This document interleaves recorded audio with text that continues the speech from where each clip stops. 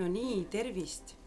Lunarelle siinpool, et kutsun sind Pärnusse Lootuse salongi, sinna armsasse Pessa. See on siis 20. veebruaril kell 17.30. Arutama sellisel teemal nagu seksuaalsus ja vaimsus. Et siis ongi kohe selline asjakohane küsimus, et mis on seksuaalsus, ehk siis mis on seksuaalsus sinu jaoks just. Ja üks teine kohe küsimus on, et mis on siis vaimsus. Mina ütleks pigem niimoodi, et vaimsus on hinge evolutsioon ja seksuaalsus, neid võib nimetada erinevalt, igaühe inimese jaoks on kindlasti erinevad asjad. Aga suures plaanis seksuaalsus näiteks, millele me rohkem võib-olla keskendume, on seksuaalsus kui tööriist. Ja sellest me kindlasti räägime võib-olla natuke rohkem kui muudest aspektidest siis.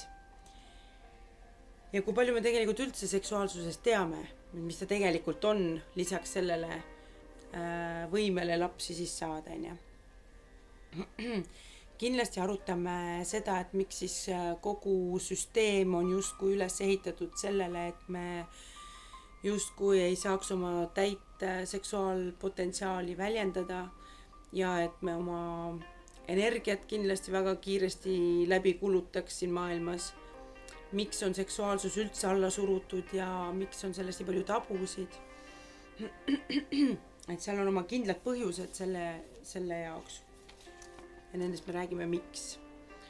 Ja miks võib-olla ka seksuaalsus, või seksuaalteadus õigemini, oli peidetud väga pikka aega okultismi ja miks seda üldse nagu tavainimeste eest nagu pidi siis peitma, et mis seal siis nii erilist ikkagi on, et no mõelge, see ei saa olla lihtsalt põhjuseks, et sa ei tohi saada rohkem või paremaid orgasme või seal on taga hoopis mingid teised teemad. Kindlasti me puudutame selliseid teemasid nagu püha seksuaalsus, siis räägime sellisest asjast nagu chrism, seda nimetatakse inglise keeles chrism, aga see on nagu Kristuse sekreet meie ajus. Siis räägime sellist asjast nagu seksuaalsusest ja astroloogiast, et ühest sellisest olulisest punktist või seosest. Kindlasti räägime sellest, et kuidas siis seksuaalenergia kui eluenergia, siis räägime sellest või sellistest teadvustest, nagu ma nimetan neid fuuriateks. Need on siis sellised tegelased nii astraalis kui ka unenäomaailmas. See on selline huvitav teema.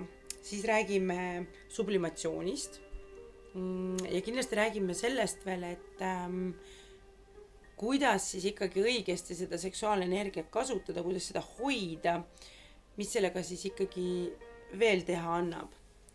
Ma arvan, et me teeme mõned võib-olla sellised praktilised osad ka siin, katsetame järgi ja annan võib-olla mõned näpunäited ka koju kaasa. Nii et ma arvan, et tasub tulla sul 20. veebruaril siis Pärnu Lootuse salongi ja vaatame, kuidas siis kogu see teema meil lahti rullub ja kuidas selliste omasuguste inimeste seltsis olla on väga avatud ja lahtise meelega. Nii et kohtume varsti siis Pärnus Lootuse salongis. Olge tublid!